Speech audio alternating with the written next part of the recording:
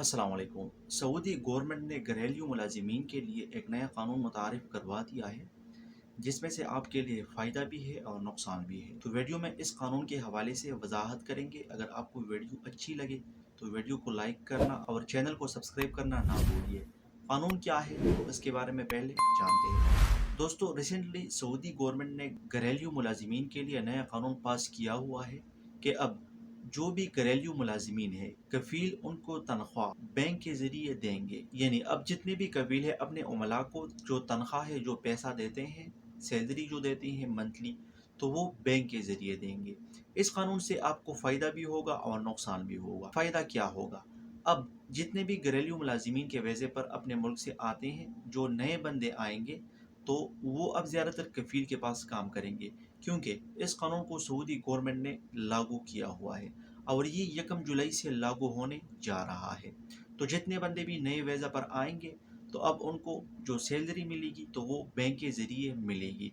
अगर इस तरह आपका कफ़ील नहीं करेगा तो आपके कफ़ील को मसला बन सकता है। यहाँ पर एक सवाल बनता है कि जो लोग पहले से घरेलू मुलाजिमीन के वज़ह पर आए हैं, चाहे ख़ास हो, आमिल मंजिली हो या खुदनामा वगैरह जो भी हो, या आमिल मज़रा हो, ये छोटे महीने होते हैं और ये ज़्यादातर घरेलू महीनों में आते हैं, तो उनका क्या होगा?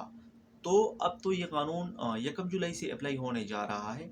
तो हो सकता है कि अब आपका कफ़ील आपको कहे कि आओ मेरे साथ काम करो, या आपका जो बैंक अकाउंट है उसके ज़रिए आपको ट्रांज़ैक्शन करेगा। आपके साथ जितना अक़द हुआ है, आपके साथ जितना सैलरी का कॉन्ट्रैक्ट हुआ है, वो आपको ट्रांसफ़र करेगा।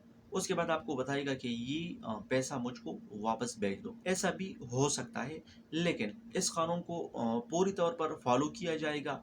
हुकूमत इसकी छानबीन करेगी।